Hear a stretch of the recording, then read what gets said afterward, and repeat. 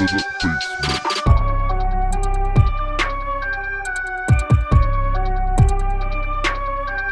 What's going on, guys? Welcome to the Basement Boys Podcast. I am Chris Gray. That is Eric Mincer. Almost said Devin Mitchell. We miss you, Dev. Let's just jump into it right away. We're going to start off with basically just the main event of this past UFC fight night. Paul Felder versus Rafael dos Anjos. This was a amazing fight. Just a technical fight. Rafael dos Anjos looks great coming back to this division. With Khabib out, it kind of opens it up a little more. And I think Khabib retiring is probably a big part of the reason that Dos Anjos is like, you know what, I'm going to drop back down now. But yeah, just did everything right. Everything right, was completely controlling Paul Felder, who was still the bigger man compared to him. Controlling him when it got to the cage, which he kept him on all fight. Yeah, but Felder, man, for being quote unquote retired and falling out of love with the game and blah blah blah, his hands were so fast. It was the fastest I've ever seen Paul, and he's already a very fast guy. He was fast, he was crisp. I feel like when they were in the center of the octagon, Felder was controlling the fight. But when Dos Anjos was able to pressure him towards the cage and then get him on the cage, Felder just didn't have an answer to what Dos Anjos was bringing. I think it was a great win that kind of just puts him back more in the mix. Like, I don't think he's next title shot, but it makes him relevant in the division again, that's for sure. I didn't know last week that Felder was actually training for a triathlon. Yes, they did mention that on the broadcast several times. So that's, like, his cardio looked great. He didn't seem to wane. Like, I mean, yeah, after like having to stay on his feet, like, he looked through like the whole fight, like, it's gonna tax you. And by the end of it, he did look like he was tired, but he wasn't nearly gassed. No, not at all. He looked like a machine. And for the casual fan, like for me watching it, he looked like nothing was going to stop him from getting up and just going back in there. That cut he had, I think it was the end of the third round, maybe, where Dos Anjos split his head open, basically. He's leaking everywhere. For the casual fan, we like the blood. But that was a very fun fight. Dos Anjos really did look like he was in control. Do you think this is going to put him in position to fight for the title? No, not yet. I think it's a good first step. Sorry, the studio just kind of fell apart. Gravity. Yeah, but no, I don't think he's there yet. I don't think Felder is that guy. I think it puts him in the conversation of, like, the people who maybe after another fight or two, depending on who he fights, could kind of put him back in the mix. But I don't think this fight right away, I don't think Paul Felder coming off a quasi-retirement is enough to put him in the title picture, especially when you have Conor, Poirier, Gaethje, Ferguson. Right. Like, this is just such a stacked division. Right, so he's definitely climbing the ladder, you'd say, but not quite at the top. Yeah, it's definitely a good first step to make him relevant in a division that it's very hard to be relevant in. Right, and so this win over Felder is good for him, but you're saying that, like, Felder coming off of retirement just isn't as impressive of a victory as you would have liked to have seen. Do you think if Dos Anjos came out and just, like, knocked him out in the first round, made it look like, okay, this guy's nothing to me, that would elevate him more? Yes, but in any normal division, that fight would probably put him up there because it was so technical. It was so great. It was like he had the perfect game plan. He went in, did his thing, and, like, Felder, even though coming off retirement, he looked great. Like I said, his hands looked the fastest I've ever seen them. Right. But because this division is so stacked, it's not any other division. If this was 205, let's just say, like, by example, and he put on a performance like that against a guy that skilled, yeah, I'd put him up there probably for the next title shot. But because it is such just a stacked division, I mean, Dan Hooker, the guy Dos Anjos was supposed to fight, Islam Makhachev, was, I think that's how you say his name. Sounds good to me. He like these are all like he was a big up and coming guy. Like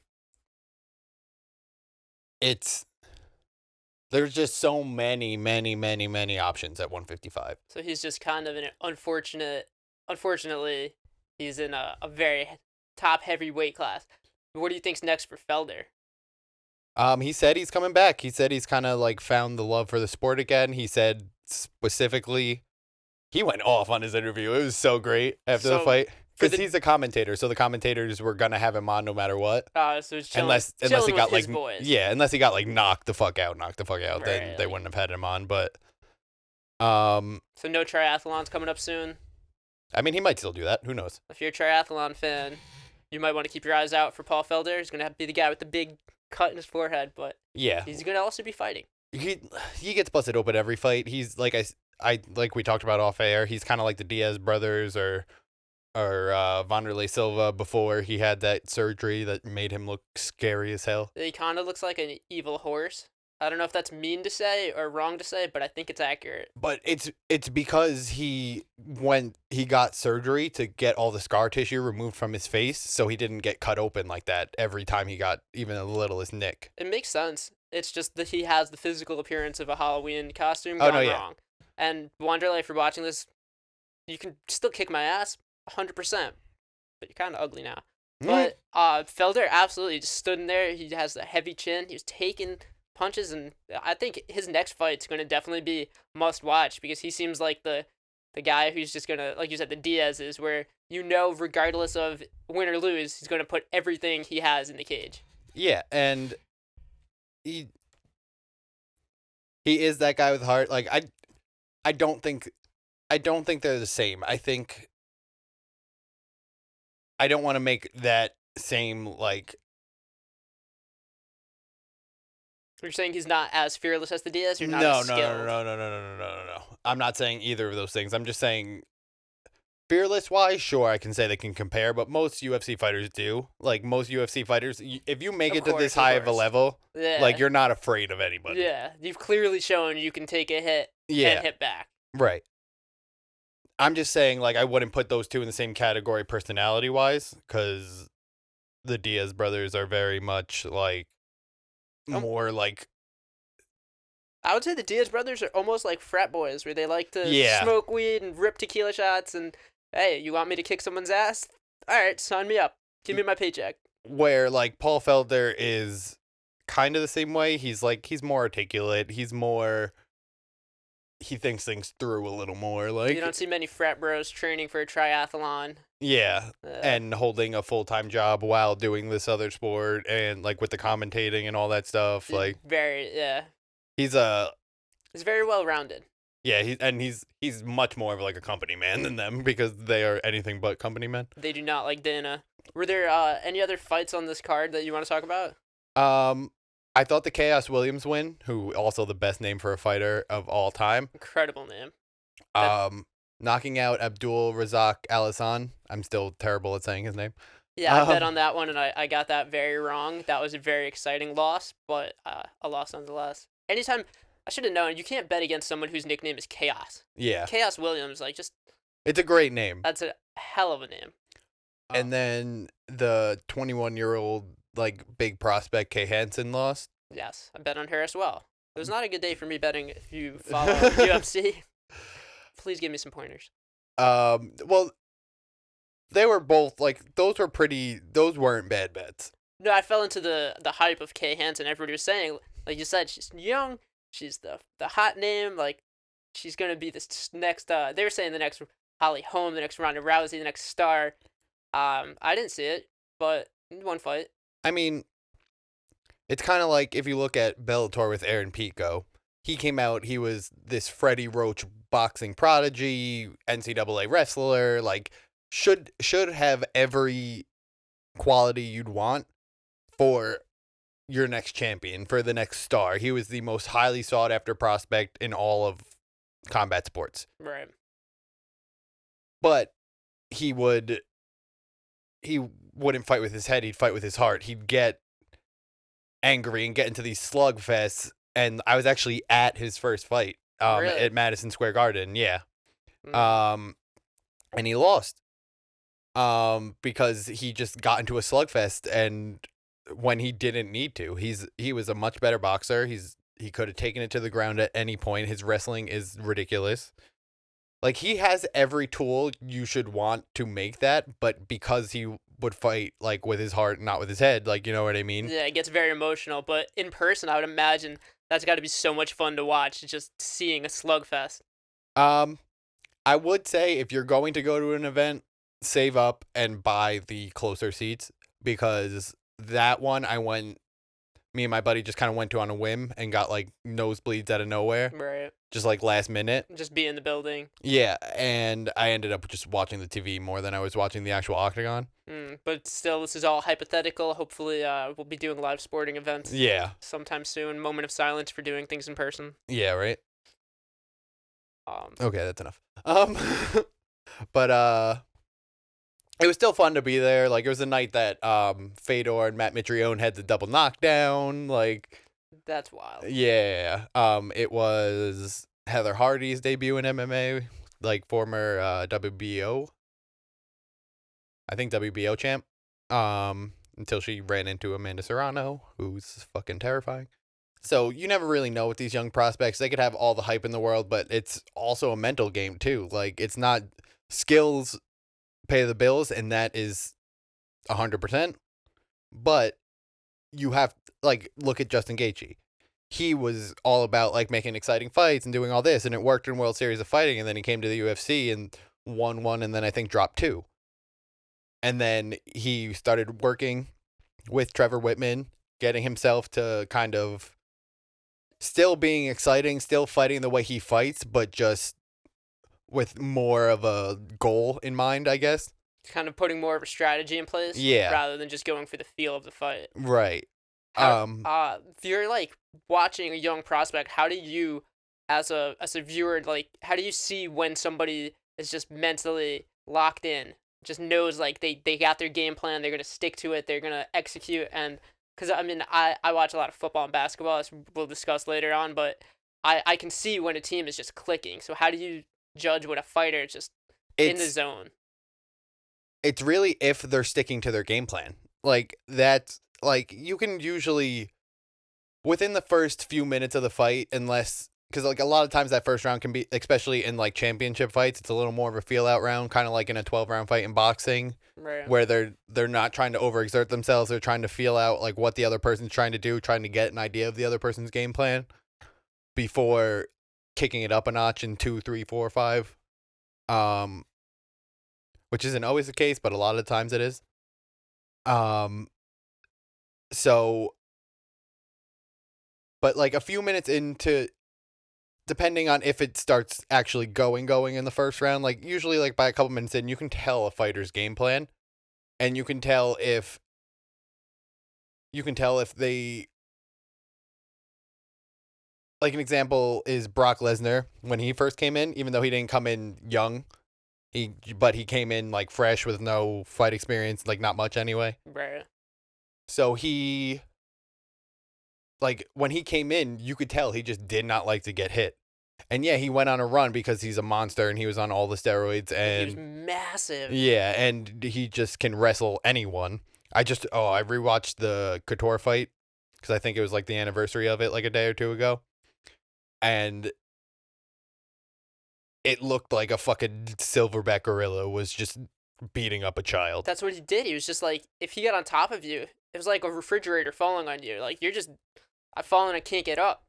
Yeah, because he was an NCAA, like I think USA wrestling. He like was an NCAA champ. He played for the Vikings on the practice squad. I think he played preseason. The guy was just such an athletic big man. With fucking lunch boxes for hands. Lunch boxes. You're getting beat up with a pail. Yeah. Didn't he lose all his fights? Didn't he get stripped because of the steroids? No, he fought. Was it Mark Hunt? Yes. He fought Mark Hunt at UFC 200. Yeah. Yeah, because it was that stupid yellow mat. They made the ring gold, but it was yellow. Okay. For the 200th event, and it's just. That's a night Misha Tate got demolished by Amanda Nunes, and DC beat up Anderson Silva, and it just every time I watch those fights, it's just like this looks weird. I don't like it. That was a fun card. Yeah, it was. It should have been funner because it was supposed to be John Jones DC, and originally it was supposed to be a McGregor fight, and it just it was all fucked up. But anyway, but yeah, in that fight, he beat Mark Hunt, but then it got changed to a no contest because he popped. Right. Okay. Which was a whole nother thing because to get in the UFC, you have to show 4 months of clean tests through USADA, but the UFC waived that for him, so he could just kind of like come in and do it, and then he popped. Do we think Dana kind of had a feeling that there was something going on there, and was just like, hey, cash the checks, cash the checks, cash the checks? Because Brock Lesnar is a huge draw. Yeah, and that's gotta be such a terrible feeling for Mark Hunt to be like, He sued the UFC over it. Did he win? No. But the UFC. So he went 0 for 2. No, that was the big I know, lawsuit. He went 0 2. He lost to Lesnar and lost the suit. Oh, that sucks, man. I'd be pissed. He's come out on recent interviews and said the only reason I'm still fighting is so I can pay for another lawsuit against the UFC over it. Understandable. You got your ass kicked by a guy that the league knew was on steroids, or Dana knew was on steroids. But he's got a pretty salty record now. I mean, it's always against the top competition, but he's like 13-13 or like 13-14. Like it wouldn't have mattered. Like Brock would have beat him anyways. No, because see, that's the thing. He has that record because he's ever since his Pride days, he's only faced the best in the absolute world for the most part. So where most people will come in to the UFC at 12-1, 10-0, right? And then get brought up into that level, so they have that little bit of padding on their record. Mark Hunt from day one, because he was a giant kickboxer, like he was a very, very decorated kickboxer, and then made the transition. Like back in the Pride days, and he's been around forever. So from day one in MMA, he's been facing the best guys in the world. So his record is, a lot of these guys, if they only fought UFC guys from the beginning, their records would look like this. Right. And I think that's one thing with the UFC and boxing that a lot of people kind of take for granted, is that they always have pretty good records. You usually don't see guys coming in at like 6-8. You know, guys usually come in at like 8-1, 10-0 kind of thing. But that's because if you're losing that much, like if you're you not are going to get in 6-8, the UFC. exactly, you're not going to make it. And that's why you don't see some of these salty records in the UFC. Like another one is Randa Marcos, who fought on Saturday. She's 10-11 now because I think she lost her fight. Yeah. But that's because she's been in the UFC. I think she started on The Ultimate Fighter.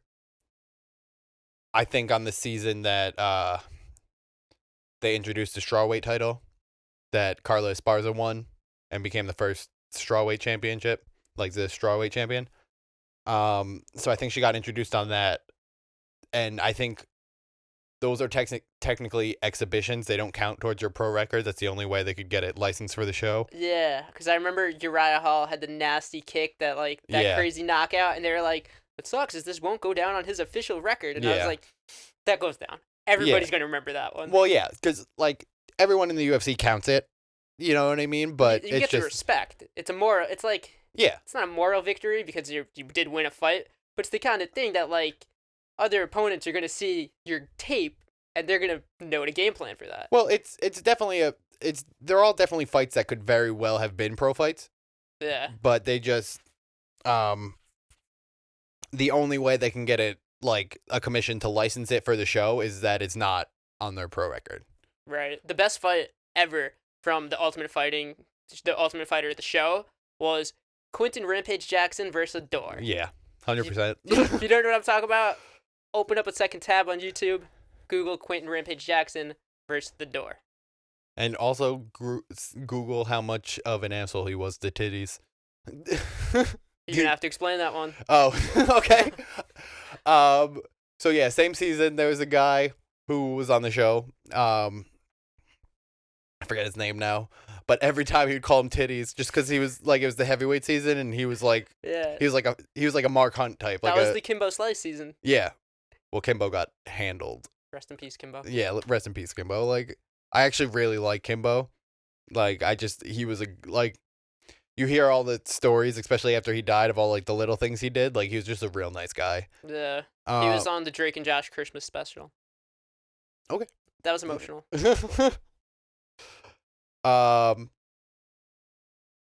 Yeah. I don't know where I was going with that, but anyway. So yeah, Paul Felder, Dos Anjos, great fight. We'll talk about the one coming up this Saturday. We talked about it a little last week. Davison Figueiredo versus Alex Perez. Figueiredo, I really think takes this one as much as I hate it because I'm texting you Saturday at like 3:30. I'm setting a Siri reminder so that you can tell me who to bet on. Valentina Shevchenko. Okay. You're gonna have to spell check that one and then send it to me so I can get that right. Yeah. So what do you think's the top fight, like most exciting fight to watch this weekend? Probably Mike Perry, Tim Means. I think that Tim Means and Mike Perry are just two game guys, and Mike Perry's a little crazy right now. By a little, I mean extremely. Yeah. Like he's like, I don't like as much as I think it's gonna be a good fight and a fun fight to watch. I don't think he should be fighting right now because he has the allegations of abuse with his girlfriend. He punched that old man. This is the guy we were talking about last week, Yes, and like yes. he's very much not in a healthy mental state, and I think he needs to go get help before he's doing anything like this. It kind of feels like Dana's exploiting his mental instability to make a good fight. No, I will give it credit to Dana where Dana's even like, yo, this guy needs help. But I just don't think he's gonna let that stop him from making the fight. You know what I mean? Right. Like he's dialed in. Yeah. Apologize, But Dana. he's come out and said like, yeah, these things are not good. Like he needs to go find himself some help because like a lot of these guys just can't handle the fame and like the you know what I mean, especially at such a young age, getting the fame, money, the attention, blah blah blah. Right. So it sounds like after this fight, we might not see his name for a little bit. See, I don't think that because I don't think Dana's gonna let it stop him from making the fight.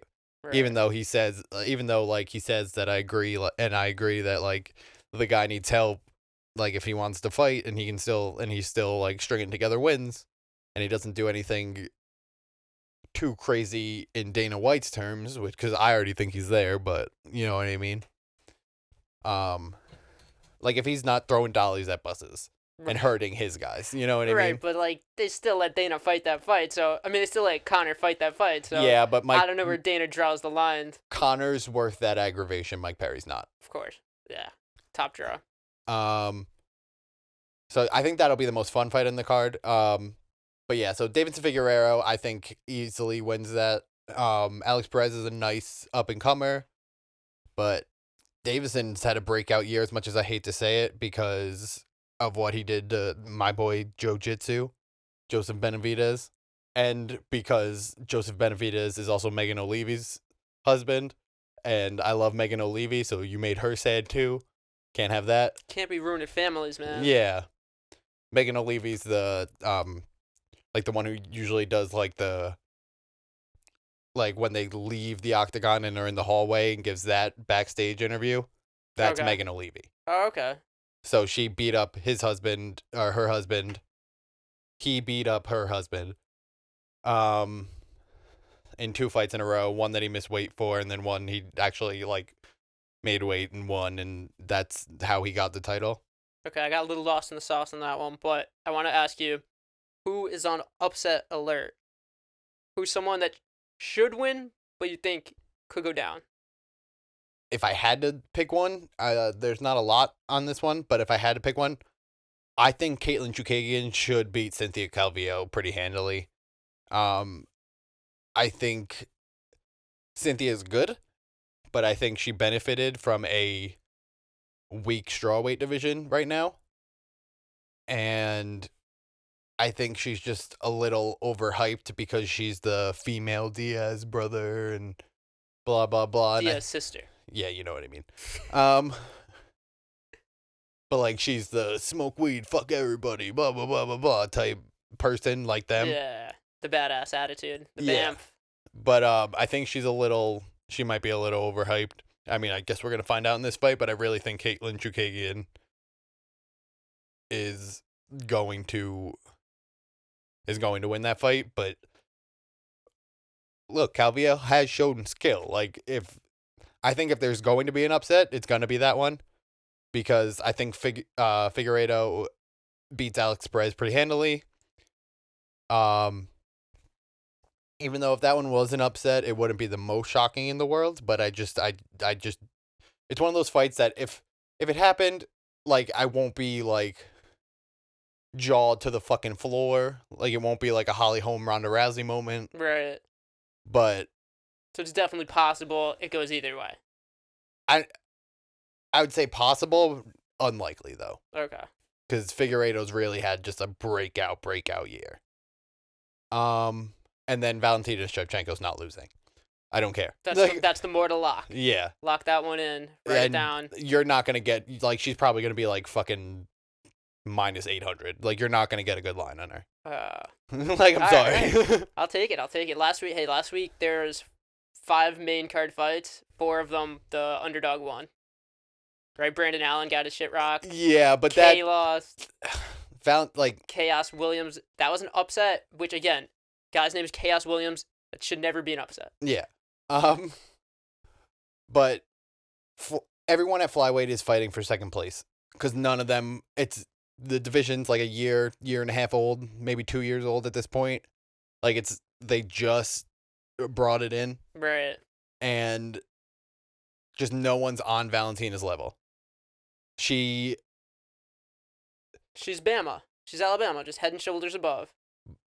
Like, you've seen Amanda Nunes kill Miesha Tate. Yeah. You've seen her kill Ronda Rousey. You've seen her kill Cyborg. She ended Rousey's career, if you think about it, because she became an actress and joined the WWE. Yeah. I think Holly Holm ended her career, and that was just her head wasn't there, and she shouldn't have done it. That was just let me see if I can get back in this. And, Yeah. I mean, I believe that she believed she was gonna win, but she shouldn't have. But she came out and said when she was in the hospital, she was like contemplating everything. Yeah. But yeah, you've seen her demolish these people. I thought Valentina won the second fight. I thought it was close. I thought it was a split decision. But I thought they've had 2 pretty close fights. One 3-rounder and then one for the title. And I think the judges didn't score the fact that Amanda was advancing the whole time more than the fact that Valentina was landing way more punches, doing way more damage. It was just because she was off the back foot. We got Chris versus the judges now. We got a beef brewing. Do you think there's gonna be a third fight between them? I think there could be. I think if, like, she's basically cleared out anyone who could even try to stake a claim at 125. We got to get you on the scorers table for that one. I would love it. I'd have so much fun doing something like that. I would love to at some point in my life, even like a regional show. Like, I'd love to call fights. Dude, that would be so fun. But yeah, And Jennifer Maia, Damian Maia's wife, I believe. So obviously, gonna be great at jiu-jitsu. Has the best MMA grappler ever as her husband, besides Khabib. He's the best jiu-jitsu guy ever, like pure jiu-jitsu. Like, I think she's a great fighter, and this is all well and good, but she's gonna get eaten alive by Valentina Shevchenko, just like everyone else will. It's not her fault. It's just Valentina Shevchenko is that. It's not personal. It's just business. Yeah. So that's a fucking lock. I'll go down the list. I'll go Deiveson Figueiredo, Valentina Shevchenko. I'm gonna go Tim Means just because Mike Perry is just. I don't know where he's at right now. He's literally like, people can pay him $5,000 to be his cornerman for this fight. Yeah, we should put your picks on the YouTube video and the info. So if you're watching this and you can't keep up writing it down, it'll be there. Oh, I might put a fancy graphic. Who knows? Oh. We'll figure it out. Ooh, get fancy. So yeah, I'm gonna go Tim Means on that one. Caitlin Chukagian, and I always pick against him, and he always proves me wrong. But Paul Craig's been surging, and Mauricio, like, Father Time has to catch up with Mauricio eventually. Like, Nope. it's caught up a little bit, but like the fact that he's still doing He's it, the Tom Brady of UFC. yeah. So, but I think Paul Craig will probably take that one. Those are my picks. Fucking lock them in, all right? Lock him in. All right, now we'll break into a little NBA talk because there's just one question that has been going through the sports world for the past week now that it seems to be all anyone can talk about it, and I want to get your opinion. So, I'll let you give your opinion on this first. Should the Knicks pick up Russell Westbrook? As you can see, I am a Knicks fan. I think, why not? I mean, depending on what they give up for him, but it seems like right now, Houston, we have a problem. And Houston is on a fire sale. Breaking news, James Harden just requested a trade officially. He's trying to force his way to Brooklyn, which would reunite him with Kevin Durant. Okay, so you want to get into that first. We can totally do that. Well, that's just the breaking news right now. Yeah. Westbrook is clearly, he's demanded a trade, so Houston's looking to separate the two of them. I'm sure they could get a huge haul of draft picks and young players, but if you're the Knicks and you can get Westbrook for, I don't know, maybe Kevin Knox and a pick, I just don't want to see them part. I mean, I think they're frank in there. I don't want to see them part with RJ, obviously. I'd like to see them keep Randall. Randall's like a quality player. Westbrook probably isn't the guy you want to build your future around if you're the Knicks. You want whoever they take with the 8th pick to mesh with Mitchell Robinson and RJ, but Westbrook will actually make them entertaining. But no, see, that's the thing. I think first of all, it makes them relevant. And we haven't had a real star since the Carmelo days. Melo. Like, you can say KP, and yeah, he's doing his thing for the Mavericks right now, but, I mean, when he's not hurt. But, like, he never got it going there like Melo did, you know what I mean? No, and I don't think Westbrook said he pretty much wants to be the guy. I don't think Westbrook's really concerned with winning a championship. And I got news for him. If he comes to the Knicks, he's not going to win a championship. I don't think it's so much about him being the guy. I just think it's more about him not having another the guy that wants to be the only guy. Right, Like and Harden. I think everybody kind of knew putting the two of them together in a backcourt. They're both guys who want the ball in their hands at all time, and there's only one ball. Yeah. There's only one ball, so now And Harden's going to win. Like, I'm sorry. Harden's just not. Yeah, Harden's one of the most gifted players in the NBA on offense, so I understand that, but I can understand where that's got to be very difficult to work with. You saw Chris Paul, that they had a nasty split. He forced his way out, and then Chris Paul got traded for Westbrook. Westbrook's now on his way out. Paul's going to be traded from OKC. I think it's just a wild carousel. And now there's a rumor of a Harden-Westbrook beef, and I don't know how much I believe that one because they both come out against it. But Westbrook's also had a beef with KD. Harden wished Westbrook a happy birthday on Instagram. It was all hunky-dory for the optics, but who knows what's going on behind the scenes because there are reports of apparently on the team plane, like after a loss, they'd go around and kind of like put a little bit of blame on everybody and say like, here's where everybody needs to improve, and then they just turn to James and say, and Harden, like, you got to trim your beard a little bit, but it's looking immaculate, and like just kind of babied him, saying he could do no wrong. I mean, when he's dropping 50 points every other night. When they're losing in the first round of the second round of the playoffs. True.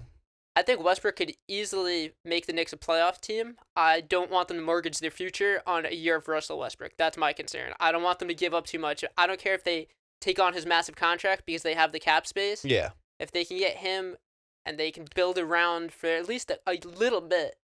See, and that's my other point on the Westbrook thing, is everyone's just like, oh, I don't want to drop 33% of my cap space into an aging Russell Wilson, and by the time... Yeah, God damn it, I always do that. Russell Westbrook, and I, like, the third-year player option he has, he's getting paid like $50 million or something for. Something insane. Yeah. And they don't want to tie up that much cap space, and that's all well and good, and I get that. But we've been throwing this cap space at anyone who would fucking take it for the past 10 years, and everyone's just like, yeah, nah, I'm good. Yeah, absolutely. They've been spending recklessly, and this is the one time where they're like ready to go. I mean, Fred VanVleet, he's a free agent. The Knicks are talking about giving him $24 million. I would rather spend a little extra. I mean, maybe a lot extra if he stays, but I think Westbrook's just a much better player. And I mean, you look at the East. I don't think the Bucks collapse. I don't think the Heat. I mean, the Heat have a very good thing going. The Celtics have a very good thing going. The Sixers are going to be a different team with Doc Rivers. I don't know. I don't think the Knicks are winning a championship, but to make the playoffs with Westbrook a year or two, it'll make it fun. I think everyone needs to calm the fuck down with this playoff talk, because I was listening to ESPN radio the other day, and one of the callers made the best point I think I have on the Knicks. Can we fucking get to 500? You don't need to. And then maybe start talking?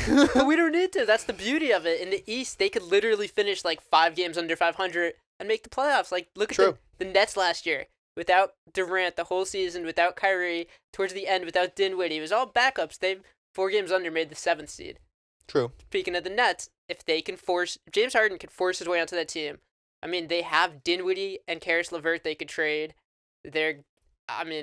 And say what you want about Kevin Durant, he's a lot more like LeBron, where yeah, he wants the ball in his hands, and like he's a guy who can make magic happen when he has it. He's not afraid to pass it off. If you're having a big game, if you're doing whatever, your ball. I think that's the big difference between Durant and Kyrie on that team, is that Durant played with the Warriors and he saw the whole team aspect of it, and Kyrie was the second banana to LeBron, where he was used to receiving the ball, and he was great. He hit the 3 that gave him the championship against the Warriors in 2016. But I think Kyrie doesn't get the team element as much of getting other players involved, where if you have Harden, he's going to demand the ball. If you have Durant, he's going to demand the ball. If you have Kyrie, they're going to all demand the ball. It's going to be...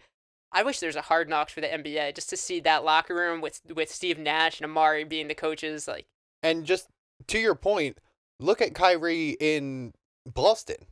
Right. He had Gordon Hayward. He had Rajon Rondo, I believe, at the time. I feel like he had one more guy that was... Horford was there. Yeah, like, he had a solid cast around him. He had a team that should have made a run. Couldn't stay healthy. Well, yeah, that's always been his problem. Right. But even then, he still couldn't make it work with them. Like, the team was underperforming whether they had all their pieces or not. At least in my opinion. No, I agree. I think Kyrie has proven that if he's the leader, the team will get far, but not as far as if Durant's the leader. Right. And I think the way that team's going to have to work is Durant is going to have to be the top dog, and then if Harden's on them, Harden's going to have to find a way to be the second guy, but I don't think he's built for it. I think if they play it again, kind of using LeBron as an example, because I think he's very good at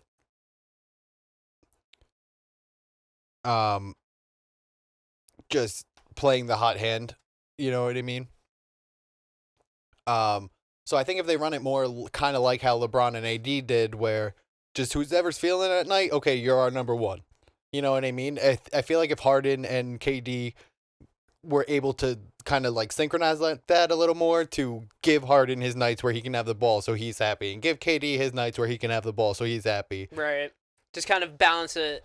Just find a way to balance it to keep the egos happy. That's what Phil Jackson did. And just whoever's feeling it that night, because there are going to be nights where Harden's feeling it and KD's not. There are going to be nights where KD's feeling it and Harden's not. There are going to be nights where they're both feeling it. And that's like the Warriors when KD was with the Warriors, where some nights Steph's going to go off, Clay's going to go off, KD went off, and it's impossible to game plan against it when you're like, we can do everything right and leave James Harden open. Like, you know what I mean? Especially on that team, because all 3 of those guys could not go off for a night and just have average night, but because they're all on the field, your Draymond Greens and your Andre Iguodala's, like, they had nights where they could like shine through a little bit more, just because the pressure, they don't have as much pressure on them. Well, that's going to be interesting to see who the role players are for the Nets, because I think Joe Harris will re-sign, but if they're going to make this trade, they're going to have to throw in Karis LeVert, who played like an all-star, Spencer Dinwiddie, who can play like an all-star.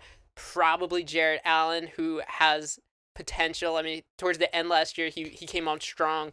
He's still very skinny for a 7-footer, but he's, the Rockets don't have a center, so it'll be very interesting. I think the other trade rumor I heard was possibly Philadelphia, where Daryl Morey, the guy who does all the analytics, who made the Rockets play the way they did, he's taken over, and I could see Harden Simmons swap is what's been rumored. If you had James Harden and Joel Embiid, I think that would work better than Simmons Embiid. Yeah, definitely for sure. I think replacing Simmons with Harden is a no-brainer.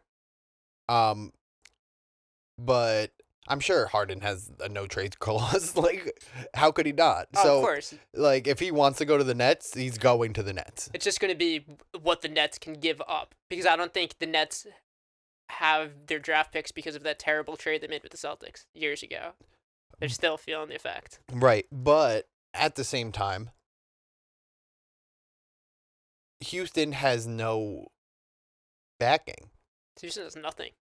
But, like, what I'm saying is they are negotiating in both the Westbrook and the Harden trades now from a position of weakness, because these players have come out and said, we are of no use to you. Yes. Get rid of us. And on top of that, you have Austin Rivers opted out. Daniel House is frustrated, so he might opt out. PJ Tucker's frustrated, so you know if you're making a trade, if you're any team in the NBA and you're making a trade with Houston, you have the upper hand. You have the power. That's why you have the power. That's why I think you can get Westbrook for like the 23rd or whatever that we got from the Mavericks. There was also rumors of Westbrook to the Clippers for Paul George. And I know that hasn't happened, but I feel like that's happened before because Paul George and Westbrook played together in OKC, and OKC traded Chris Paul for Westbrook, and OKC traded Paul George to the Clippers, and it's just a love triangle between those three franchises, and it's a lot. I don't think Westbrook and Kawhi would work particularly well, but that's just because I don't think Westbrook's a team player, and I don't think Kawhi's personality probably makes it very hard for you saw the locker room collapse last year when they were up 3-1 to the Nuggets. I think Kawhi, as talented as he is, isn't the vocal leader that he needs to be. And well, he's never been that guy, and he'll be the first one to tell you. That's why they're talking about getting Chris Paul over there, is because he's a guy who's known as the best leader. Chris Paul back to the Clippers? Yeah.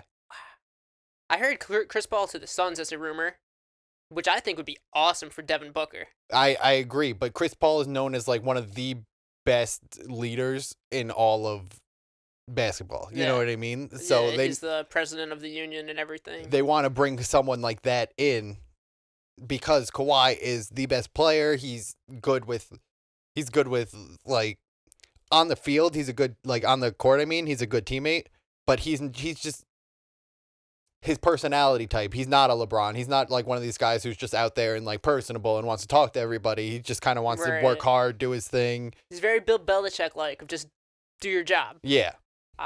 Chris Paul would help that team. I think they're making a run for Rondo, and the Lakers just traded for Dennis Schroeder, who I think is going to take the role of Rondo as the point guard off the bench, which is a big upgrade because he's younger and a lot faster. Yeah. The Lakers are set. I mean, Anthony Davis opted out, but he's going to sign a bigger deal with them, so they'll be fine. And I heard a rumor they're looking about adding someone to that, like to that third option. I forget who it was. It's a big rumor season, so all of this, everything we're saying right now could happen. It could all just not happen. Who knows?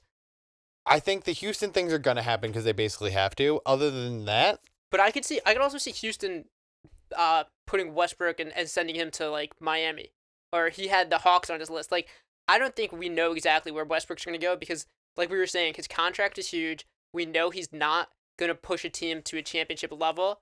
Whereas Harden, they can get the king's ransom because I think if Harden, I mean, I don't know if it's possible, but if Harden went to the Bucks, and you had Giannis and Harden, and I don't know who else they could can retain, but that's incredible right there. Yeah.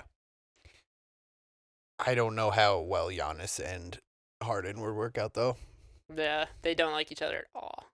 Oh, is that? I didn't even know that. I just thought their play styles. But do they not like each other? Yeah, they got a little beef going back and forth where Harden and him, they shoved each other a little bit. Harden likes to play like a big man, even though he's really not a big man, and Yeah. Giannis is just kind of massive and everywhere. But that, I don't know. I think the possibilities, like that's what makes today. We're recording this about 20 minutes before NBA trades could start. So Yeah. it's going to make this, especially the draft is Oh, on no. Wednesday. That's a lie. They've been started for 8 minutes. All right. Well, I'm living in the past. We have such a short season because you got off season, I should say, because the season starts December 22nd. Draft is on Wednesday. It's gonna be a lot of moves happening quick. It's Yeah. gonna be like last. I think it's gonna be a very quiet year besides the Harden and Westbrook thing. I disagree. I think over the last 2 years we've seen so many players just moving around, just star players team hopping. I think because it's a short window, it's Yeah. like no one knows what these COVID things how they're gonna affect the salary cap of any sport, how they're gonna affect this, how they're gonna affect that. Like the Knicks can make the move because they have so much cap space that no one wants to fucking take. Right. And I think Houston has to try to make these moves from selling from a disadvantage. Houston's burning it to the ground and starting over. Yeah. But I just think because they've said, like, they have requested a trade, basically, like, I could see both those guys. If Houston was just like, no, we're not going to trade you, they're just going to be like, hi, my name's Lev Bell, just basketball. Fuck you and your season. Like, So no, it's possible. I would just like to see at least one of them land on an Eastern Conference team that didn't make the playoffs last year, or isn't the Nets, because I think, yeah, we know the Nets are going to be really good this year with Kyrie and KD. You don't need to add Harden for them to be really good. I think it'd be fun to see them, I don't know, just spice up the East, make it more competitive. that would definitely be fun. I think the people who are saying they don't want Westbrook, though, are fucking insane. I just think, well, because I don't want the Knicks to, like, Wednesday night, I don't want the Knicks to give up their 8th overall pick for Westbrook. I agree, but this is... I would agree, actually, on normal circumstances, but who's in this draft other than LaMelo? There's Anthony Edwards, who'll probably go second, James Wiseman. We're talking about who the Knicks could take. At 8, yeah. Obi Toppin could fall to them. I don't think the Bulls will pass him up unless the Bulls can somehow get... I have no idea how to pronounce the guy's name from USC. But he's a similar big guy. It's very hard. It's a lot of vowels in the name. But it's Not just, my strong there suit. are not enough... They're just... It's a very weak draft. Everyone, Yeah. like, every expert I've heard is just like, this is not the draft. It's very top heavy, where you can see those first 3 or 4 guys change. You know, James Wiseman, if he gets picked by the Hornets, he'll be their center for years to come. But after him, it falls off. I don't have as much value in this 8th overall pick as I do a lot of other years. That's a fair argument. That's fair. I'm just excited to see teams completely switch on a dime like that. We saw the Paul George trade. The Clippers mortgaged their future. They gave up 5 picks for him. And then he fell apart And in then the he fell playoffs. apart in the playoffs. I still think just negotiating from an advantage, the Knicks could do it for probably the Mavericks pick, maybe like a 2021. Yeah, and I'm fine with them giving up. Kevin Knox is only 22. Like, Yeah. you can put him in the prospect category. I don't think he's a star by any means, but if you're the Rockets, you can get some young talent to build around. From everything I've been reading, you're pretty much going to have to send over Knox and Ntilikina just from a money matching aspect. Right. I just don't want them to part with Mitchell Robinson. Yeah, Mitchell Robinson. I'd be more willing to give up RJ Barrett than I would Mitchell Robinson. Because COVID shortened the season, fun fact, he set the record for the all-time highest field goal percentage in a season. He beat Wilt Chamberlain's record at highest field goal percentage of the season, partially because COVID stopped the season before he could fall beneath his mark. I mean, that's an asterisk to me, but I don't care. Stop the count. I'm pretty sure the season was I'm pretty ssure the season was shorter back then though, too. Doesn't matter. No, I'm talking percentage-wise. It doesn't matter. No, but I'm saying if It's going to be weird, though. if it's a percentage of one game and a percentage of 100 games, those are going to vary. It's going to be very strange when this season starts in December, and you're looking like the NBA Finals finished the last week, or mid-October, so then the Lakers and the Heat have 2 months off, but then there's teams like the Nets who Haven't the played Knicks in- haven't played since March. I saw a stat somewhere. It's gonna be like 48 or 58 days for the Lakers and Miami, And like 200 plus. For and the like Knicks. and like 248 for the Knicks. It's not gonna matter. The Lakers would still wipe the floor with the Knicks. Oh But yeah, it's just gonna be interesting to see how guys come off a long rest and how Lakers come off a short rest. Because if LeBron says he's not gonna play, back to backs for the first couple months, well no, LeBron's even said it. can't Like blame him. LeBron's even said it. Like AD, have fun for the first Yeah. week, and then I'll have fun for the second week. Like they've already said, like, look, load management's gonna be a big thing for us coming in to the first few weeks, which is fine because they're gonna make the playoffs. Totally understandable. I mean, it's not like there's fans in the building that you're letting down. That's what he said. He's just like, yeah, like I came out a few years ago about like how I'm not gonna be doing as many load management games unless like I'm really like banged up Right. because I don't want to rob that kid who paid all this money, whose parents paid all this money, and it was the one time he wanted to see his hero LeBron James, and I sat out for load management. Yeah. But there's no fans in the stands, so it is what it is. That'll also be interesting too because we only saw the bubble, and the bubble was a neutral playing field for everyone. Right. But it'll be interesting to see how travel plus no fans, like, will there even be a home court advantage? I think for some places, like Denver's going to always be because of the altitude. That's just a Yeah. thing. But it's going to be weird where, like, the Sixers were so dominant at home and so bad on the road without the home crowd. Like, do they still have this great record at home? And I think that even plays more into like where in the NFL you still kind of have a home field advantage because if a California team's coming over to the Meadowlands in a snowstorm and -7, Yeah. they're not used to playing in that. You know what I mean? Where And then in basketball, there's no weather. yeah, because it's all indoors. So I think it's gonna be.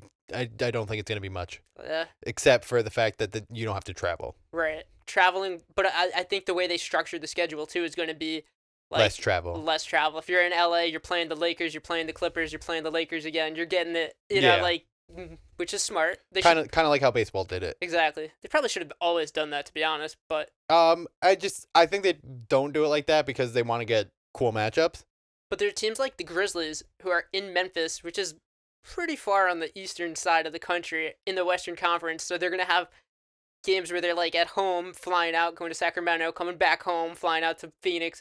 So it just kind of makes more sense for those teams. But this year, especially, I think the Grizzlies, with all the young players that they got stacked up, if they could put together a package of young guys and land Harden, and you have Ja Morant and James Harden in the backcourt, Yeah, Ja did look good last year. must watch. Yeah, I think John Morant might be the best out of that bunch. I mean, we haven't really seen much from Zion because he's been on the minute count, but Right, we've seen very limited Zion, but he still was a monster Yeah. when he played. but out of all of them, John Morant made the biggest impact on his team. I feel like. 100%. That team made the playoffs somehow, or Yeah. was in the play-in tournament or whatever they Yeah, did. yeah. That was interesting. That whole thing. The bubble experience. And we know RJ Barrett didn't do much.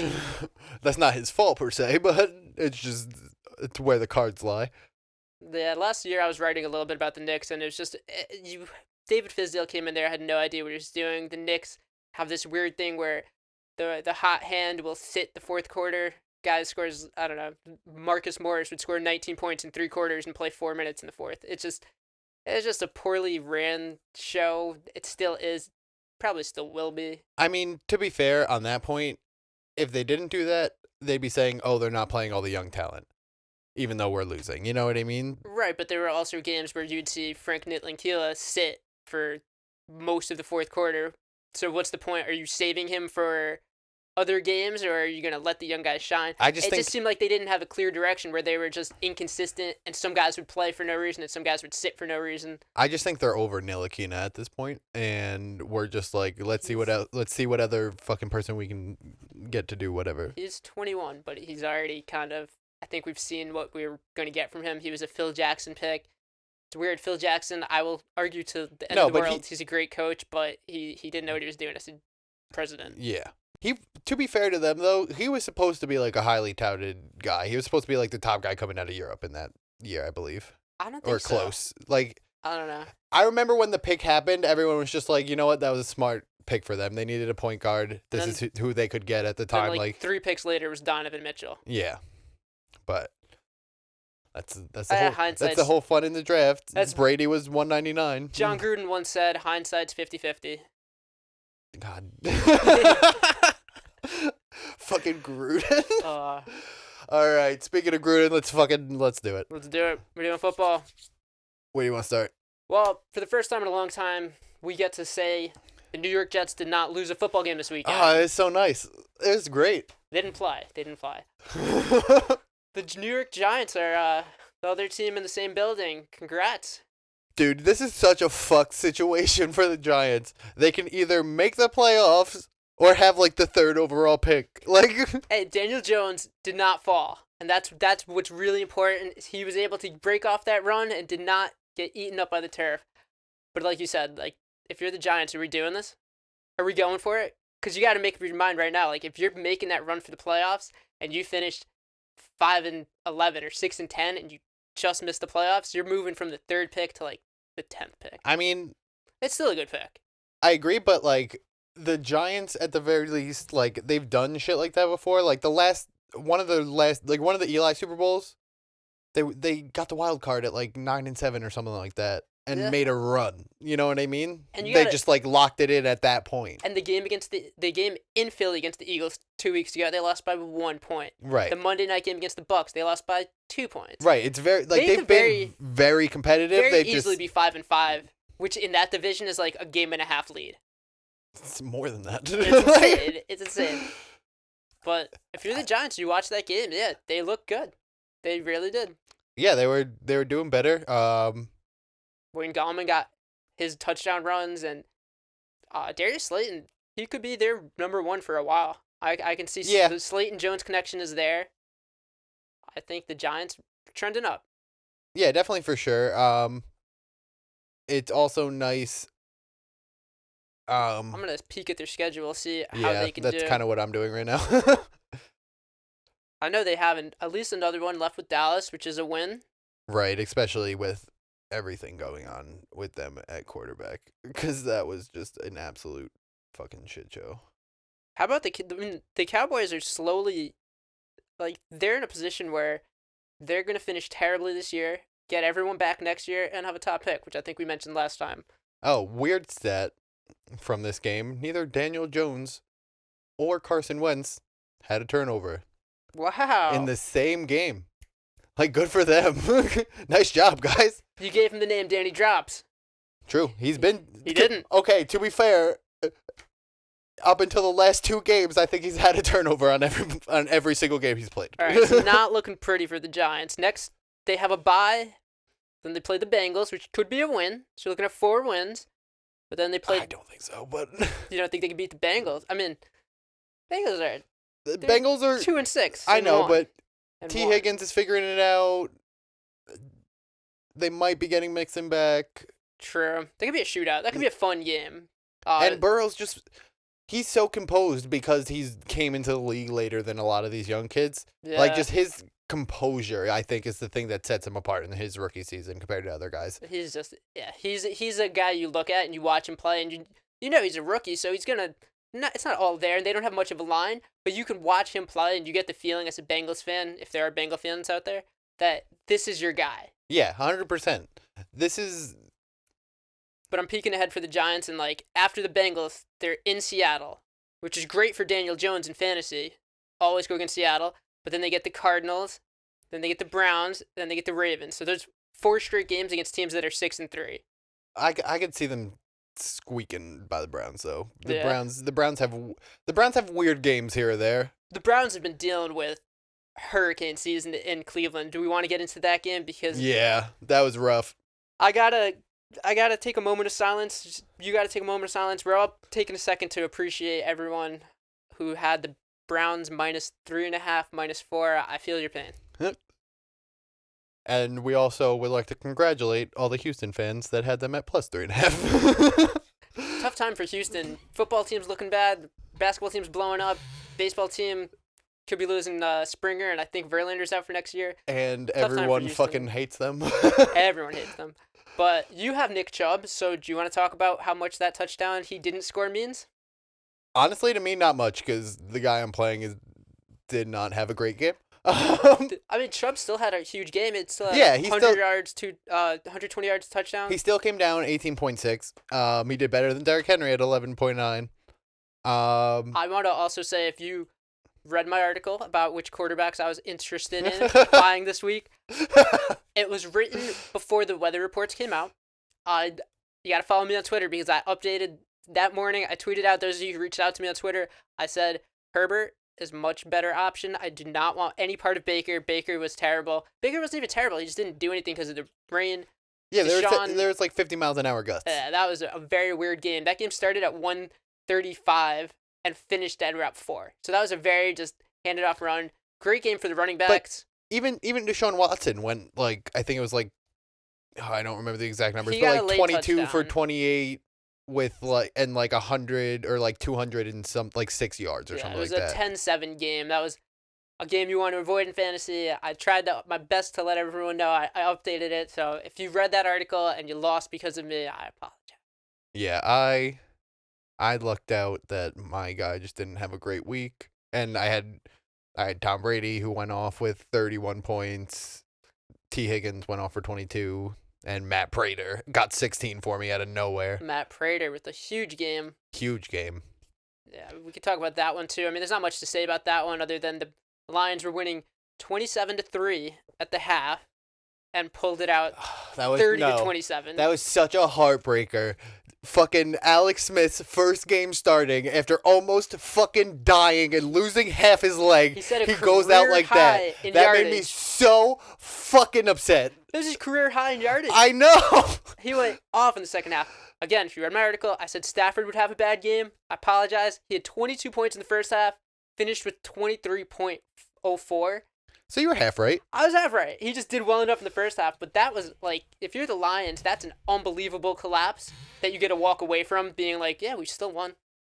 I just that it hurt my soul. Just watching that fucking kick go through. We're gonna be so happy every time Alex Smith just plays. 'Cause Yeah. every time he's on the field and not like getting carted off. And he played great. He At did this point, he great. could keep that starting job. Oh, absolutely. You watch that. I mean, Terry McLaurin's a stud. Antonio Gibson had a game. He had a good game, and they And you were, could have won that game. and everyone forgets because of the injury, he was coming off like an MVP caliber year when he got traded from Kansas City. You know what I Right. mean? Right. He only lost his spot because of that Mahomes character. That Mahomes guy? Pat guy. Yeah, I think that's his name. Don't call him that. His mom will get mad at you. Really? Is that a thing? Oh yeah, she. You didn't see that? They were on the broadcast. They were like Pat Mahomes, and she tweeted out, "If these announcers don't stop calling him fucking Pat, I'm gonna freak out." And then literally in the middle of the game, mid broadcast, they go, "We want to apologize to Patrick Mahomes' mother. We That's will the- stop calling him Pat. She does not like it." Power of social media at work. All I know about Patrick Mahomes off the field is that he sounds like Kermit the Frog and loves ketchup. Which gross. Ketchup is the most disgusting substance on the planet to me. I think it's top 5 most overrated. No, you have no idea. Like, I've worked at restaurants. If someone asks for ketchup, I always ask someone else to do it because even the smell of it makes me want to, like, throw up. I think ketchup is disgusting. Wow, we got Chris versus Patrick Mahomes beef starting. Pat, if you want to come on the show and fight him, I'll watch. Yo, Pat, fuck ketchup. I'll watch. Fuck Heinz. I'm Fuck not Hunt's. stepping in to fight Patrick Mahomes on your behalf because that's a battle we'll both go down. But Nah, I'll fight him. I never said it'll go well for me. I just said I'd fight him. there we go. And I like Patrick Mahomes, but It's just hard not to. He's really fucking good. do it for the story. All right. Anyways, what's the next game we want to talk about? Moving along, we have the Jaguars putting up a real fight. that was fucking crazy. 14-point favorite. Green Bay Packers 24-20. I'm worried now. Yeah. I was like, We've talked about it before on the show. I know I've said like, oh, they kind of turned it around in the 49ers game, blah blah blah blah blah, but that game shouldn't have been as close. And just if it was just this game and not the 2 games before, or like 2 out of the 3 before Yeah. the 49ers game, I wouldn't be that scared because shit, like, again, as I've been saying, shit happens. Like, sometimes someone's kid's sick and they were up all night with them the night before. Someone Right. like this, There's like, all the little things, especially with the COVID year, all and sorts like of weird things. this is real life. Shit happens. So when they have a bad game or someone has a good game, like that, these things don't. I Like- don't know. I mean, Aaron Rodgers still he got his. Yeah. 325, 2 touchdowns. I don't think Aaron Rodgers is the problem. Never. It's just the fact that all they had 12 catches by 2 receivers, and then Tanyan had 3. So he's not really spreading the ball around as much as he used to. But I think that speaks more towards the Packers' decision not to draft a receiver. I wonder where they could have gotten a first round pick to draft a receiver. I wonder. Are you referring to a certain place, a certain team? All I'm saying is I wouldn't love if they traded up to get a quarterback. You know what I'm saying? Are you making a pun because the quarterback's name is Love? Yes. All right. I had to read through the vines there, see what was going on, but I think I picked up what you're putting down. Oh my God. I don't know. If you're the Packers, 2 weeks ago, like you said, they lost to the Vikings. I think the Vikings are playing well, but there's got to be a little concern, especially when you think of how the other teams, the NFC, bounced back this week. The Saints with the big win, although they lost Breeze. The Bucs looked like they were just gelling on offense. I think there's a little cause for concern in Green Bay, but they're gonna win that division easily. I don't think any team the Lions did win. They're still a game under. The Vikings are playing the Bears. That's tonight, which if you're watching this might have already happened. So we're kind of time jumping here. Happens. I think the Packers. I don't think they're gonna make the Super Bowl. Yeah, I'm on that train. I'm coming out to say that out of the 16 teams in the NFC, I don't really count the Cowboys because they're not going anywhere. Out of the 15 real teams in the NFC, I'm ready to cross the Packers off my list. It's a bold statement, but I don't. Yeah, I'm not there yet. I think who knows, could be a rough patch, could figure it out later in the season, but I'm definitely a lot more worried this week than I was last week. Yeah. I'll put it that way. All or right. 2 weeks ago. So they're starting to turn the thermometer up, but it's not quite. I'm not boiling Yeah, yet. I got you. That's fair. And I think with Aaron Rodgers and Devontae Adams, the team's going to always have a chance to win. Devontae And Aaron Jones. and Aaron Jones. Aaron Jones only had 46 rush yards. A little quiet. Marquez Valdez-Scantling. 4 catches, 149 yards. Yeah, people sleep on him. Especially, you got to put all your attention on Devontae, so it opens the field for him. I agree, but I think he's a lot more skilled than. I don't think he's that game breaker second weapon that people want for Devontae Adams. Right. But I think as a role player, I think he's a guy. We're just used to seeing Aaron Rodgers having for so many years it was Jordy Nelson and Randall Cobb. Yep. And Jermichael Finley and just a variety of options where it seems like now They're it's almost not willing to put in the money in the cap space to. It's like Tanyan's been working well for them, but how much do you trust Tanyan to be the big playmaker if Devontae Adams is quadruple teamed? Yeah. I mean, Aaron Jones could absolutely change a game, but I just think that game was too close for concern. The defense without Zaire Alexander, Will Lutton, I mean, he didn't have a great game. Is it Will Lutton? I don't think that's his first name. Lutton. Disrespecting his name right now. He kept them in the game.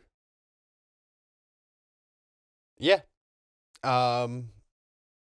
Moving along, we can talk about the Bucs. That was kind of a blowout, which is cool because I put a lot of money on the Bucs to win by 5, and they won by 23. Yeah, so. I mean, they doubled their score. I'd count that as a blowout. Absolutely. I mean, Blaine Gabbert took the field at the end of the game for them. Anytime Blaine Gabbert's in, the game's well within. It's over. It's done. No, yeah, Brady. That's when Herb Dean's running in, separating the two teams. It's yeah. over. Fucking Brady, 3 passing, 1 rushing touchdown. Fucking, we were talking about how he looked 43 last week. He did not look 43 this week. 23. He dialed the clocks back. Great for him. And what he does that's so impressive, and we talked about this before, is Mike Evans had 6 catches, 70 yards. Godwin, 6 catches, 92 yards. Antonio Brown, 7 catches, 69 yards. he spreads the ball so Right. evenly. Gronk had a touchdown. Brate had a touchdown. It's like it's so hard for a defensive secondary to scheme when you have so many options. And I think once they found this rhythm, if they can keep it going, they're going to be tough. There's no way to account for everyone on that team. It's just not possible. So who knows if maybe last week was just kind of bumps in the road of kind of like fitting AB into it. Maybe like you have to understand one wide receiver running the wrong route can fuck up the entire play because even the people who aren't catching the ball, they're running routes to spread receivers to spread DBs and make space for the guy who's supposed to get the ball. And so if that's the quarterback, if that's Brady's first read, then he doesn't, it throws him off because he's got to look at his second read. It makes a difference, but Brady's the smart enough guy that he's been doing it long enough. He can figure out his second, third options. No, I agree, but what I'm saying is even say AB was the second option on a play and Mike Evans was the first. Even if AB runs the wrong route, it could make so there's a player near Godwin's in his vicinity that shouldn't be in his vicinity that could make a play. I see what you're saying, the spacing of it. Right. Okay, that's very, very fair, and it seems like they've ironed that out. I think we were saying it last week was just a shocker when they got stomped by the Saints. Like that wasn't a game. And I don't even know if that's what happened that week or if there was other mitigating factors, but just something like that, especially with that might be part of the downside of Brady spreading out the ball so much. I mean, they also got to play a Bucs team that didn't. I mean, a Panthers team that didn't have McCaffrey. Right. Bridgewater got hurt, left the game, so their defense had a lot less pressure on them. Right. Than when they're facing the Saints. True. If we think that's a good transition into the Saints game, Drew Brees might be hurt. We had a big Jameis sighting.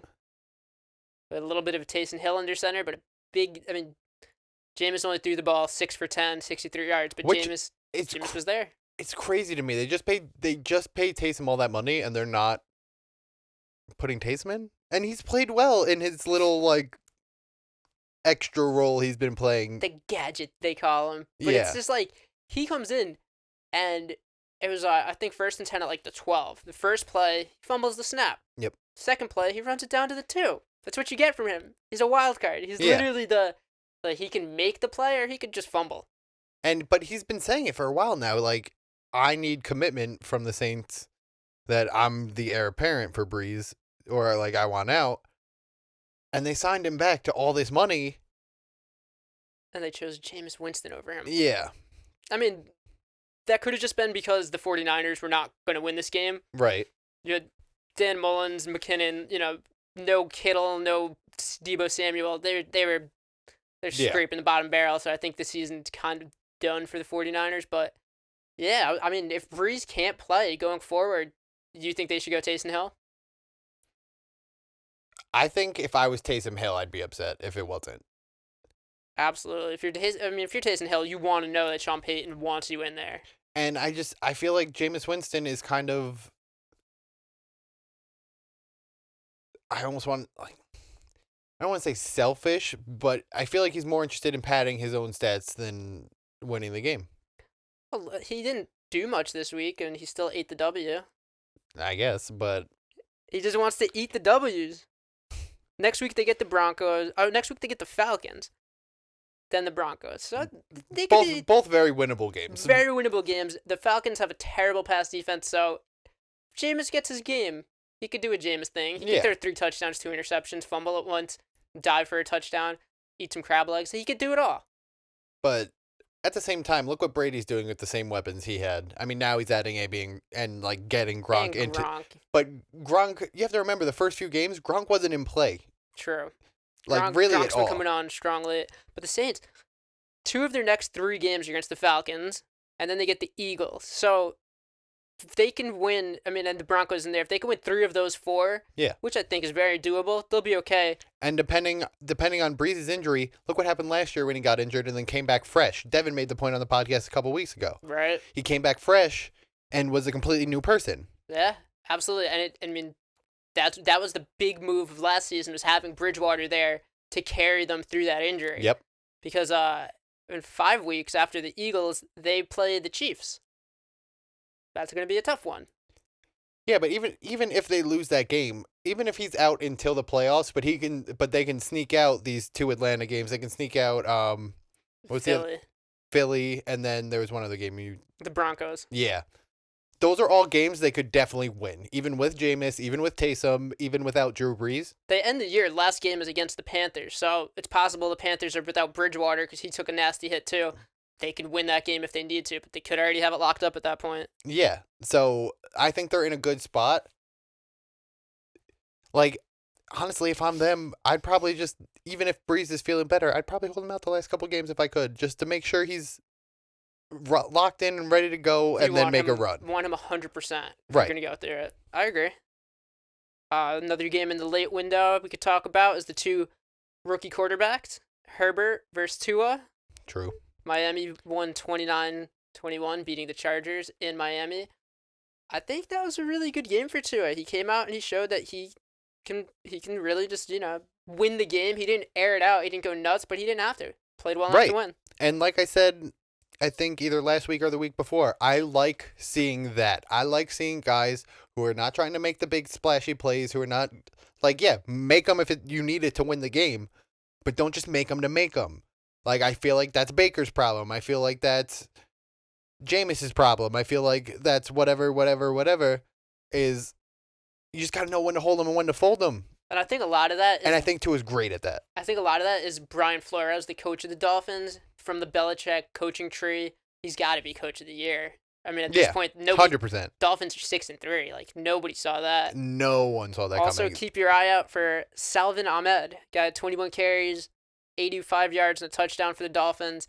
I don't think anybody's heard of him before. I don't think he's owned at all in fantasy. But he could be the RB1 going forward on a team that, could be winning games and running the ball a lot. I really can't. And especially after the Bills losing last night, like, they have a shot at the division at this point. They really do. They're within striking distance, and I think that's a perfect segue into the heartbreak loss of the... If you're a gambler, this was just one where we need a therapy session. We need to all let it out. Yeah, this was a bad fucking week for gamblers. I was big on the Cardinals by 2.5. They somehow pulled out the miraculous Hail Mary, Kyler Murray throwing the jump ball, DeAndre Hopkins looking like Michael Jordan, just off the ground, 3 defenders, pulls it down. They win the game, chose not to kick the extra point, chose not to cover the spread. Oh my God. All right, just for you as a gambler, I'm going to bring in some good gambling news that I heard over the week after all these shitty gambling news. There's a guy who bet a $1 prop bet that Tiger Woods would hit over 10 in a Masters hole, or 10 or more on a hole in the Masters. He won $151 on a $1 bet. Wow. And that's our Masters coverage. There you go. Golf. Justin Johnson gets it done. That's cool. Put the ball in the hole. Yeah, that was just one of the craziest prop bets I've ever heard of. That was a crazy catch. DeAndre Hopkins proving, absolutely worth every penny. And Kyler, like, a lot of people were talking this week about Kyler's numbers compared to Lamar at the halfway point of their second season where Lamar won the MVP. Kyler has D-Hop. That's the difference. D-Hop, I think, making the case for best receiver in football. Oh, yeah. He gets my vote. Yeah. That was such a crazy game, and that's got to be... I mean, Josh Allen put together a great drive at the end. He hit his top target, Stephon Diggs. This was like both teams... Both of those guys are making real cases for being the best wideouts in the league. They both teams went out and said, look, we have our quarterback. We need to get them weapons. They went out, got the weapons, and that game showed if you put a great receiver with a really good up-and-coming quarterback, magic happens. You're wearing the Jets hat, and that just brings it all back to Darnold doesn't have weapons. Stop ruining quarterbacks, Jets. Please. Just do it for me. Not even for me. Just I feel terrible every time we do this to a good quarterback. They could have gone to any other team in the fucking league and had great careers, but no, they had to go to the Jets, and you had to ruin every chance of them ever being good. Like raisins in the sun. Kyler, Ooh, literary references out here. Look at us, multifaceted. All right. I read a book. What, yeah, Kyler. I mean, I'm all aboard the Kyler hype train because yeah. he's just so fun to watch. I'm also a vertically challenged human being, and to see a man of his stature reach a very high level of athletics means a lot. He is my short king. He's my hero. I wish me and Devin talk about this all the time. I wish I had the fucking drive that I have now when I was younger. Because I am literally exactly what every fucking sports franchise wants. I just didn't do anything. Yeah, you got the prototype build. Yeah, that's what I'm saying. Like, me and Devin talk about this all the You time. and Devin both have the build for prototypical athletes, and I have the build for an agent. Kyler, you're my guy. Yeah, I knew this was going to happen. Everyone was talking about, oh, he's too short. Oh, his hands are half an inch too small. Fuck you. Fuck you. Dude he was picked 9th overall in baseball, and he chose to play football. The Cardinals were like, there's a chance he goes plays baseball. We're going to spend the first overall pick on him the year after they drafted Josh Rosen. They knew what they were doing. They knew that they had a talent there that was worth the gamble. And fucking Josh Rosen. Is he still in the NFL? I think he's Brady's backup. No way. Yeah. Wow. I think it's someone like that. Hey, if Josh Rosen comes in for Brady and that team makes the run to the Super Bowl, plays home game in Tampa Bay, congrats to Josh Rosen. You've done the impossible. He's either Brady's backup or he's on their practice squad, but I think he's with him. Backing up Brady is pretty much practice squad. Yeah. He's going to play. Oh, no, Blaine Gabbert's the backup because he actually came in. Yeah, we did talk about that. So, yeah, he's on the practice squad. Thank you for him. Then that puts the Cardinals in first place because they have the tiebreaker over the Seahawks and the Rams, and they're all tied at 6-3 because the Rams beat the Seahawks 23-16. Jared Goff, guy who I told everybody to take him. Everybody just pick on the Seahawks. Seahawks are having the worst pass defense in history, NFL history. Goff had 300 plus yards, I think 315 yards in the air, didn't get a touchdown. He had 302 yards, and then all 3 touchdowns were rushes of less than 10 yards. So Jared Goff killed me in fantasy, but for the Rams, that's a huge win. Yeah, it's a huge win. I almost took your advice and played him over Brady after Brady's meltdown last week. Very happy I didn't. Very smart decision on your part. I felt like he never has a game like that and then doesn't bounce back in the next game or two. It was a huge... Well, I think a lot of people expected that for Wilson, too, in this game against the Rams, was that Wilson had 4 turnovers in Buffalo, and you don't see that. And you don't see him... Yeah, but at the same time, DKing Jalen Ramsey. I think that was all Jalen Ramsey, honestly. Jalen Ramsey, absolutely. Give that guy a raise. He shut down the unshuttable DK Metcalf. He shut down Derrick Henry with running a 4-2. That's insane. The Rams defense, I mean, when you get Aaron Donald in your face and Jalen Ramsey's taking away DK Metcalf, there's not a whole lot to do. Yeah, it's really not. That's why the Seahawks only scored the 1 touchdown. And the Seahawks went from 5-0 to 6-3. Are we worried about the Seahawks? I think their defense is just a liability. It is. Like, it's so bad. Like, again, they haven't had the best defense in the past few years, but it's not... Again, worse than NFL history. Yeah, like, it's such a liability and this is with Jamal Adams playing. He had 3 sacks, or 2.5, or something like that. Either way, he made his impact at the line of scrimmage, but when he's, like you said, when he's in coverage... He gets burned over the top. He gets burned. And Dunlap came in, he had a sack, he made his impact. The Rams had no running game, but it didn't matter because they could move the ball passing. Just short passes to Josh Reynolds, to Robert Woods, to Cooper Kupp, move the ball downfield, inside the 10-yard line. Yeah, they have 3 running backs that they can feed it to, Akers, Brown, and Henderson. I think Jamal Adams kind of fucking played himself, with this trade, because at least on the Jets, the whole team was so terrible that even when he would get exposed over the top, you're just like, oh, someone else is probably meant to be there. Someone, you know what I mean? Where Seahawks are bad too, don't get me wrong. The whole team as a whole is not terrible like the Jets are. It's not absolutely atrocious. Right. So when he has a bad play, it's less of, oh, It was probably Marcus May. It was probably whoever else. You know what I mean? Yeah, and it's going to be a problem for for the Seahawks because they might have to play the Rams in the playoffs. That's possible. I mean, whoever wins that division is probably going to be facing the other two. I mean, those three teams are all 6-3. They're all primed for the playoffs. What sucks is that two of those teams are just going to have to play a road game when the Giants or Eagles could be playing a home game. But if you're facing Kyler, if you're facing Goff, they're going to pick apart. I mean, Goff isn't anything great, but they're going to pick apart a really bad secondary. I think Thursday night is going to be the Cardinals against the Seahawks. That's going to be a fun game. Dude, it was only 3 years ago that everyone was like, Goff and McVay, man, the two greatest fucking players you've ever seen, two greatest offensive, like the player and coach you've ever seen in your entire life. Everybody, they're like, this guy, he once got coffee for Sean McVay. You're going to make him your offensive coordinator. Everybody that had anything to do with them. And now all of a sudden they're just like, Sean McVay had a week to prep for this game, and they came out and they won. True. But just within 3 years, everyone's just like, I mean, all right. I think Sean McVay still has it. I mean, Goff. Yeah. Goff, you've kind of seen, like, I think that Super Bowl just changed the way everybody looked at him. You don't get to a Super Bowl as the highest scoring offense in the league and put up 3 points. I think they sold out for that Super Bowl, and they're kind of like what Bill Belichick said for the Patriots over the last few years. Yes. They're kind of in a little bit more of a hole because they tried to sell out for that Super Bowl and it just didn't work out. Definitely. I think they're still paying Brandon Cooks even though he's losing games with the Texans now. Yep.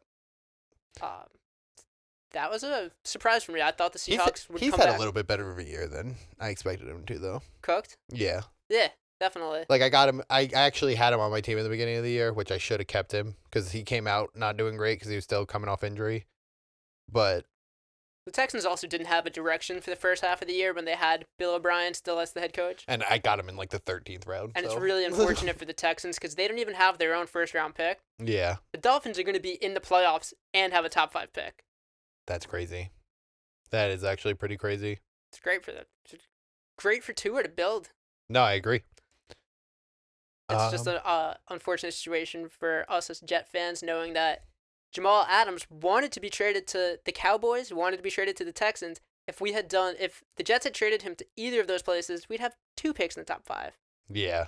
But hey, if the Rams and the Cardinals can beat up on Seattle and that they slowly move up the draft board, I'm cool with that too. Oh yeah, I forget we get their first round pick too this year. Holy shit. That'll be, yeah. Dude, fucking Joe Douglas is stacking picks for the next 2 years. We're just hoping it can turn around. The last game of the late window that we didn't talk about yet, Steelers 36, Bengals 10. I don't got much to say about this game. 9-0. They're 9-0. The Steelers, again, going into this year, I did not believe everyone's hype. I was fucking wrong. Big Ben, 330 passing yards, 4 touchdowns. He just came out and punched the Bengals in the mouth. Like he's been saying for years, like if he wasn't as banged up and he took the time to rehab, he's still got it just as much as Brady, just as much as all these other old guys still doing it, and fucking he was right. he knew what he was talking about. They spread the ball. I mean, Deontay Johnson, 6 catches, 116 yards, touchdown. Juju, 9 catches, 77 yards, touchdown. Claypool, only 4 catches, only 56 yards, 2 touchdowns. Like, that's got to be impossible for a defense to scheme. I think the Steelers can make a run. I still think, personally, the Chiefs, in my opinion, are just a notch better because they're the defending champs. Yeah. The Steelers got to be number 2. Yeah, 100%. That's not even a question to me. And then you look, the number 3 was, at least in my book, the Ravens, and that's the last game we could talk about, was the night game. The Ravens fall 23-17 in New England in the monsoon. Yeah. That was a tough game to watch because I feel like if it wasn't 50-mile-an-hour winds and just a hurricane, we could have seen Lamar make a run and bring them back. I go back to it again. I really think Mark Ingram is more important to that offense than a lot of people. Yeah, but like he's not like 100%, I don't feel like yet. I feel like it was hard to tell because it was just so wet. I mean, you had no pass game at all, and the Ravens thing is that you use the play action and the sweeps and the motion to set up the deep ball, and there's no threat at the deep ball. Yeah. Marquise Brown is barely involved. Andrews had a couple of nice catches, but he also had a couple of drops. I like Andrews for what he is, but I don't think he can be the number one option. Yeah. And that is also, I think, one of their biggest caveats right now. It's just they need a number one receiver. And like we were saying with Josh Allen, they went out and got Diggs. Kyler Murray, they went out and got D Hops. I think you bring in a top talent receiver right there, and that offense is not going to be touched. Oh, yeah. But then you watch the Patriots on the other side of the ball. Cam was kind of running the offense that the Ravens like to run. A lot of, pre-motion moves, a lot of handoffs, tosses, and they had the receiver throw the touchdown. That was pretty impressive. A receiver throwing a touchdown in the rain to another receiver. I wonder if Edelman, the former quarterback, because they love to mention that whenever the Patriots play, they love to mention that he played quarterback. Do you know how many of the players in the NFL started as a quarterback they don't? That's what they're saying with Jacoby Myers. They were like, he was also a quarterback in high school. Like, most of them were quarterbacks in high school. Like half the defensive players, half the offensive players, like they all all of them were quarterbacks in high school for the most part. Of course, if you're that talented, if you're that athletic, yeah, you're gonna want the ball in your hands as much as possible. So the Ravens, I don't know if I think they're a top team in the AFC. Right now, yeah, I'm pretty worried about it. I'm not gonna lie. Their 3 losses have been when they played the Chiefs, when they played the Steelers, when they played the Patriots. And they're spending all their money on defense. Well, except for Ronnie Stanley, who they gave the massive contract to, and then he got hurt 3 days later. Well, yeah, but I'm not gonna fault them for getting a left tackle. That's just a fluke. But they just keep spending more and more money on defense, and then they don't spend any money to give Lamar any weapons. Because I get it, Lamar is a weapon in himself, but it takes away from his potential if you don't have the deep ball threat. Yeah. And again, the weather played a factor into that. Even like a Robbie Anderson, I think would do light years for that team. 100%. Robbie Anderson's having a year. Didn't have much against the Bucks, but the Bucks have a good defense. Yeah, and you're gonna have a down game every here and then. But are the Patriots back? 4-5? No. I really don't think so. I think. I mean, a week ago we were talking about them squeaking out a win against the Jets. Right, exactly. Again, fluky things happen, and I think Foxborough, even without the fans, is just a hard environment to play in. Oh, yeah. Well, you could see it's windy and regular conditions. The winds last night were insane. Insane. I think Justin Tucker, he made 1 field goal, but he's a guy that usually you put a little faith into because he's Justin Tucker, and that just made it hard to game plan. I agree. The weather. But yeah, I do not think the Patriots are back. I think Bill's just the best at planning for Foxborough, basically. Will they play each other again? That game probably will decide the fate of the Patriots. The Patriots play the Dolphins again. What are they, like 3 or 4? Patriots are 4-5. Are they? And they were a field goal away from beating. They lost by a field goal to the Bills. That could have been a win. The game against the Seahawks, they could have won. Yeah.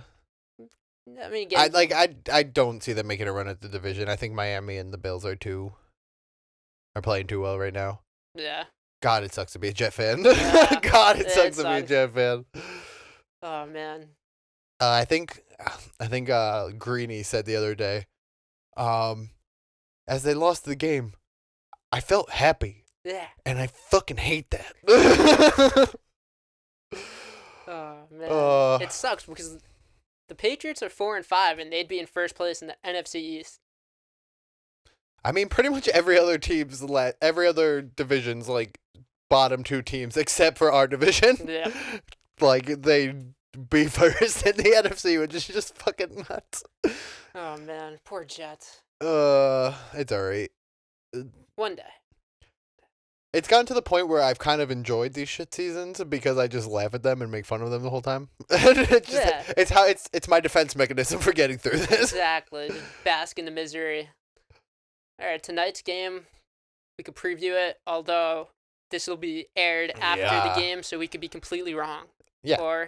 But that's the best part. It's a gamble. We could be like Notre Dame and get it spot on.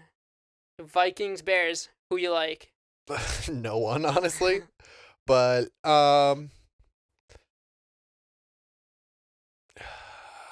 the Bears defense is good. Like, it's always like they got Khalil Mack. They got players, but Yeah. just the quarterback situation there fucking terrifies me. And I almost want to lean Vikings just because they've been playing pretty strong the past few weeks. Primetime Kirk Cousins. Does that scare you? Not I mean, he's played well in not as primetime. not just don't win. as much as it did. I feel like Yeah. this last season and the season before, like he's kind of put that to bed a little bit. I think, I agree. I think Big Dick Nick, which is Nick Foles, because in case you don't know, he has a third leg. Big Richard Nick. Yes, he's very large in some ways. I think if he ever has the opportunity to have a game where he just balls out, it's going to be against this Viking secondary. Yeah. That being said, I don't think the Vikings are going to allow that to happen. I think they're going to say without David Montgomery, they're just going to drop everybody back. Yeah. I don't even know who the Bears have left. Tyreek Cohen's out. He's out for the year, right? So he's out. You have Montgomery out. I guess it'll be Cordell Patterson or just. I think if you're the Vikings, you say here, 5-yard run anytime you want. Make Nick beat us. And then on the offensive side for the Vikings, Dalvin Cook is so damn good. Yeah. That's the factor. And I don't know. I feel like Thielen's going to find it eventually. Like, not that he's hasn't had decent games this year. He hasn't been playing. Like, he's been playing the past. Been consistent Yeah. at all. I just feel like from what you hear about the guy, he's a hard worker, he's a smart guy. Like, I feel like eventually, whether it's this season, next season, or whatever, he's gonna figure it out. There's going to be a week this year where he's going to go off. He's just too good not to. Right. He's just another animal. My prediction's going to be Vikings 23, Bears 13. I don't like picking, like, actual scores like that, but if I got it, I would take Vikings +6 if I found it. +6? Yeah. I'm seeing 2.5 a lot of places. No, I'm not saying that's what the actual line is, but I'm okay. saying, like, anywhere from there, I'd take, So you think the Vikings win by a touchdown? probably, yeah. Vikings -6.5. Lock it in. I'm also terrible with the betting terminology. The only reason I started becoming kind of good at it is because UFC and everything's done by the betting lines. Yeah, UFC's locked in Vegas, right? Yeah. Yeah. Makes sense? Oh, I said +6. I meant -6, but you know what I meant. I know what you meant. All right. I think that's it for the football world. And I think that's pretty much it for the news world. I think that sums it up. James Harden be on the move. Keep your eyes out for that. Yep. We've got Monday Night Football. We'll probably talk about that eventually. Fucking picked up Russell Westbrook. Didn't call him Wilson. Almost did. I saw it. It was like on the tip of your tongue. You're like, I want the quarterback for Seattle. No. No, wait. I always do that with them. All right, guys. Anyway, I'm Chris Gray, Eric Mincer, Basement Boys Podcast. See ya. Next week, guys. Welcome to the basement.